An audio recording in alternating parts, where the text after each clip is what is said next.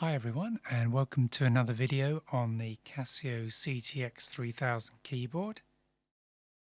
And in this video I'm going to be showing you how to set up and learn a piece of music called The Arrival of the Queen of Sheba.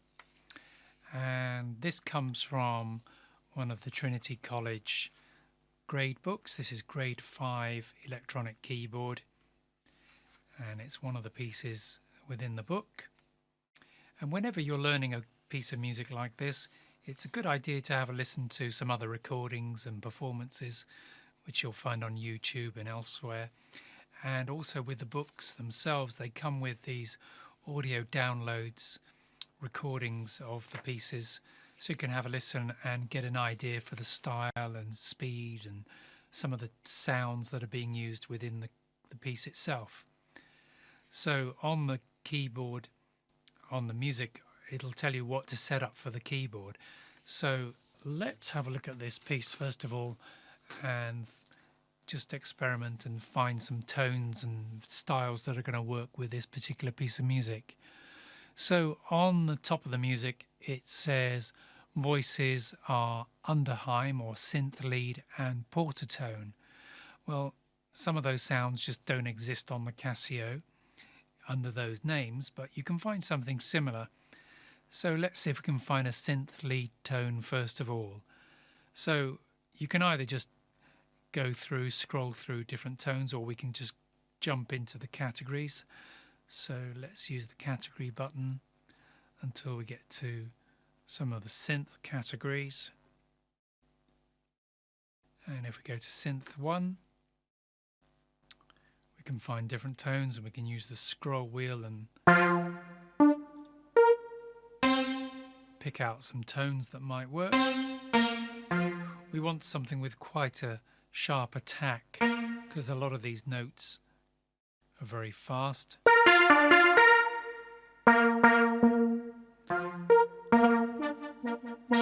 So something like this is a bit sort of slow. And there's a lot of echo on there as well.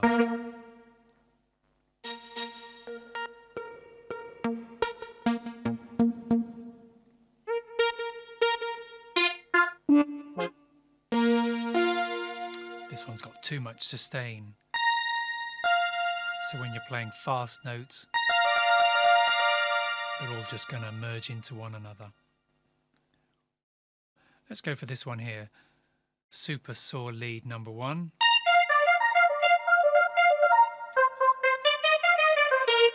That'll play quite nicely. And as soon as you're starting to select tones and styles, my recommendation would be to start saving them into registration banks as well, so you can quickly access them. So I'm going to choose bank number 16, and we're going to store this tone into number 1. And let's also choose a rhythm. The rhythm it suggests on this piece is a modern disco or a trip hop. So again, these won't be found in exactly the same names on a Casio, but we can find something similar. And once again, I'm just going to press the category button so I can get straight to the dance styles. And there's a hip hop rhythm and disco pop. And the tempo of this piece is 176, so that's pretty quick. So let's set it to 176 and have a listen to. That's quite busy, maybe a bit too busy disco pop. And again, the trance at that speed.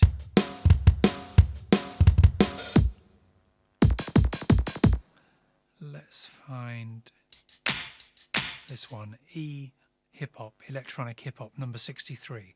So we're going to use that as our rhythm at 176 beats per minute. And we've got super saw lead as the first tone.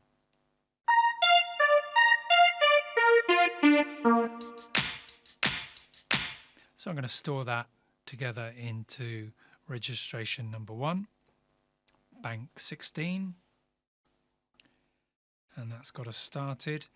And at the beginning of this piece we want sync start on, but accompaniment is turned off. So it's just going to be playing rhythm because the left hand has got to play some notes with the right hand. So we need to do that. So again, let's just store that and just test that out a little bit.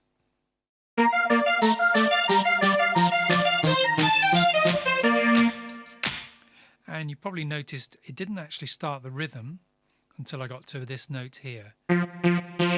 So that means the split point is in the wrong place. So to change the split point, you can hold down this button here and you can just press the key that you want. So I want the split point to be at least here when I press that note. In fact, it wants to be one higher, so it's on B flat. And again, let's just set up sync start and see what happens.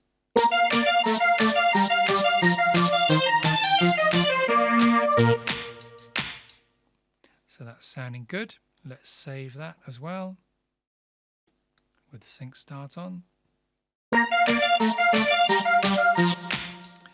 And also we might just use a different variation here.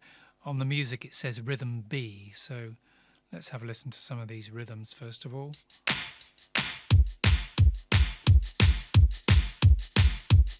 Let's go for variation number 3 in there. So sync start on, variation 3. We've got the split point in the right place now. Hold down store and press registration 1. Let's test it out.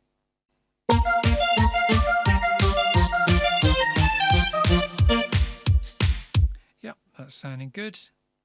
And now we can also store that same one into registration 2 because later on in the piece we want the accompaniment to be turned on. And rather than pressing accompaniment on, it's perhaps a little bit easier just to press number 2. So I'm going to first of all select registration 1, turn the accompaniment on and store that into registration 2. So registration 1, and then make it to 2.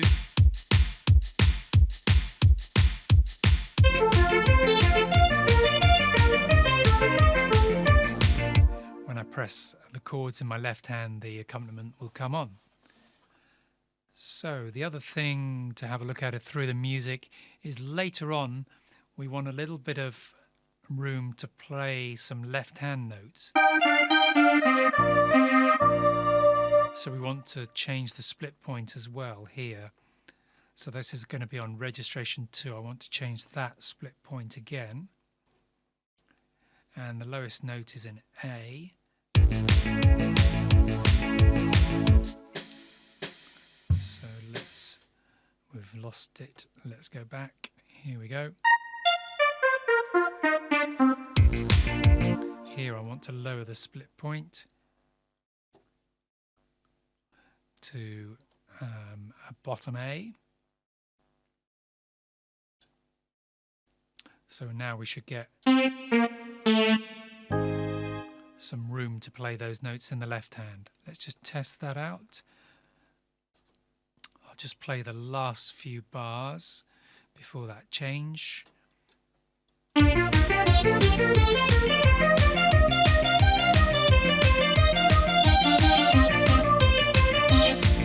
Still isn't in the right place. Let's change that again.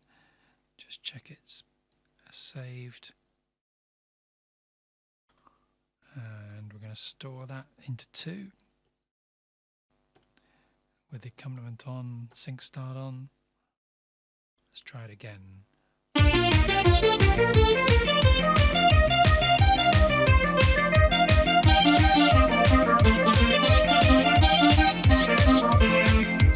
That's it.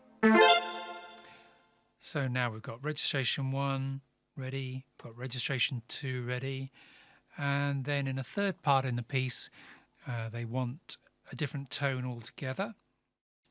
So let's go searching for another tone, and again just use the category button. Let's go to synth category number 2, see what we can come up with.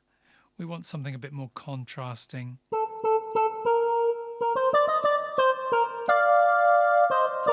That's quite nice. Pulse lead.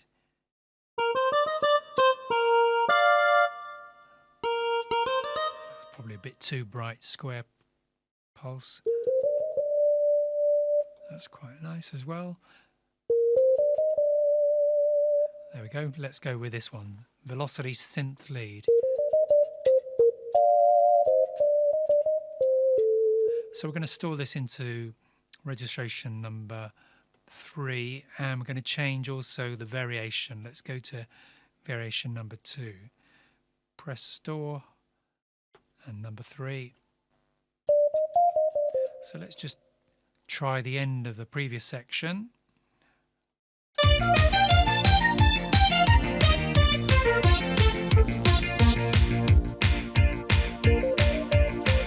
Okay, we need to turn the accompaniment off here as well. Press store, press 3. Let's try that again. Go from the previous section.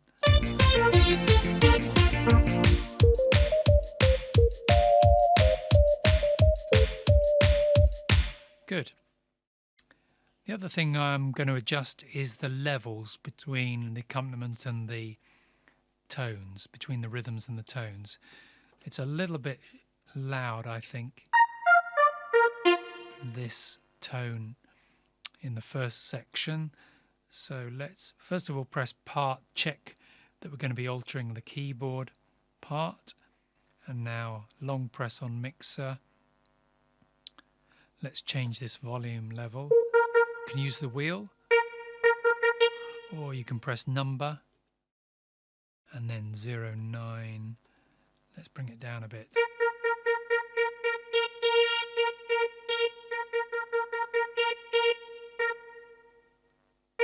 Let's try that with the rhythm going as well.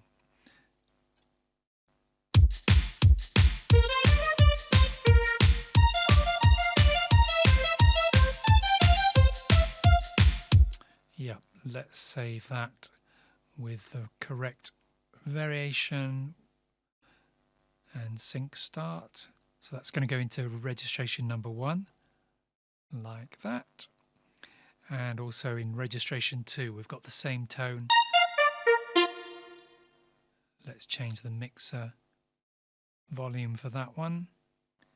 We'll bring it down to 90. And save that as well into registration 2.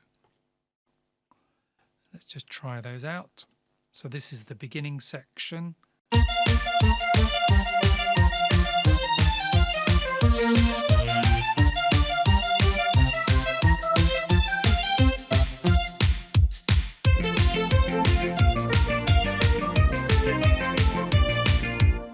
Good. And then when we get to variation, or registration 3 rather,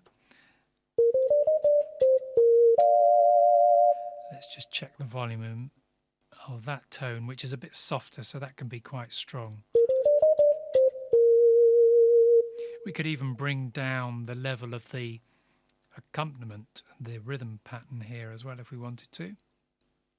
So to do that, you need to press part and change it to rhythm. So use the plus and minus buttons until it's saying rhythm here up on the screen. And the first 2 parts, remember in this section we're not using any accompaniment, we're just using rhythm. The first 2 parts relate to the rhythm tracks, so we could just bring those down a bit.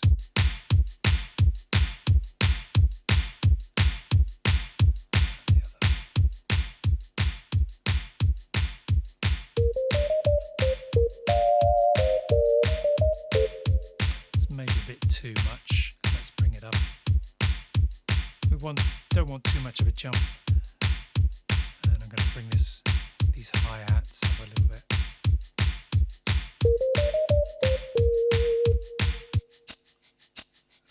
Oh, they're shakers, which are quite nice. If you press the enter button, you can solo whichever track you're on. So if I move over to the other track, this is the bass drum, and there's the hi-hats and the claps.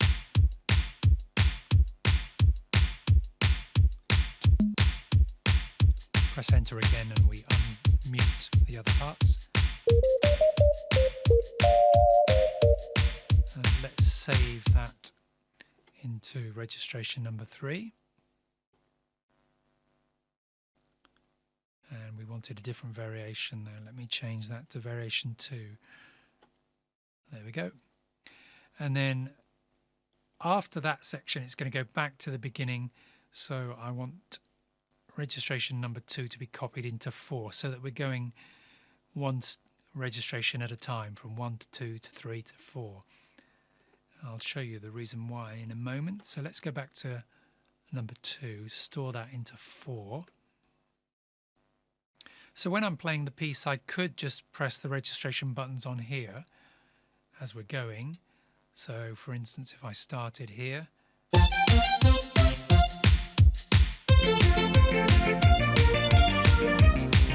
there's enough time for me to get to the registration buttons. But if there's not enough time, I can use a foot switch. And the way to set up the foot switch is to press the function button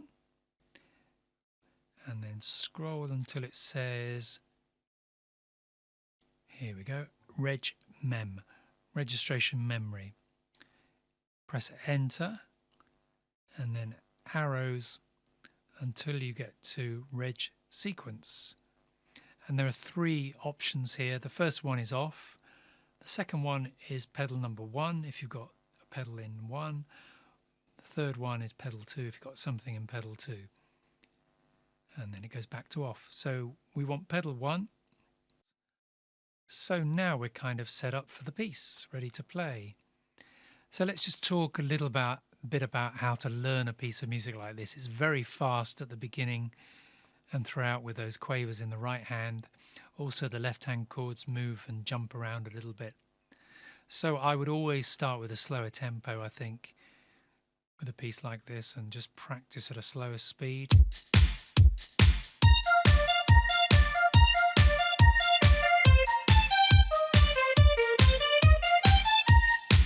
Trying not to make any mistakes and just to keep all the rhythms exactly on beat. And then with my left hand, again, a similar practice process is just starting much slower and building it up a little bit at a time. And the other thing about with the chords is that they jump around a little bit. So I wouldn't play, for instance, I wouldn't play F here and then jump up to here for B flat. At this speed, it's going to be very difficult to get up there unless I'm using single fingers. But if I'm using fingered chords, so the thing to do is just to change the inversion or change the position of the notes. So this is F and this is B flat. I'm only having to move a short distance. G minor 7, C minor, F7. So you keep everything within a much smaller range of notes in the left hand. We've also got that little bit where we jump up.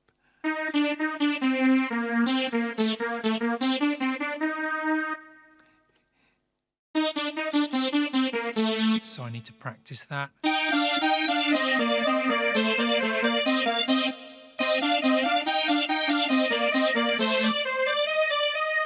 At a slower tempo. Let's bring that tempo down. I'll just try a little bit of this section.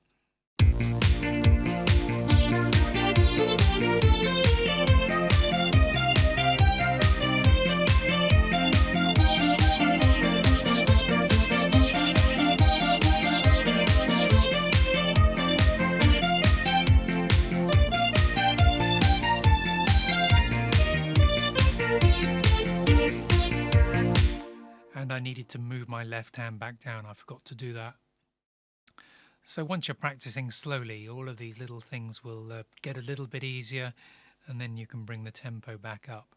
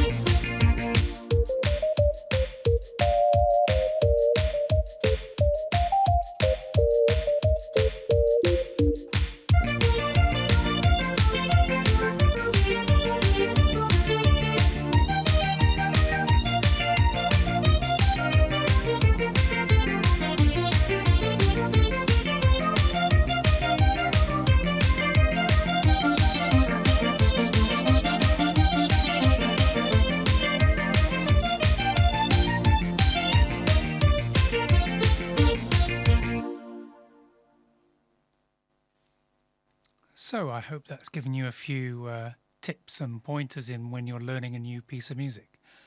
So stay tuned and thanks for watching.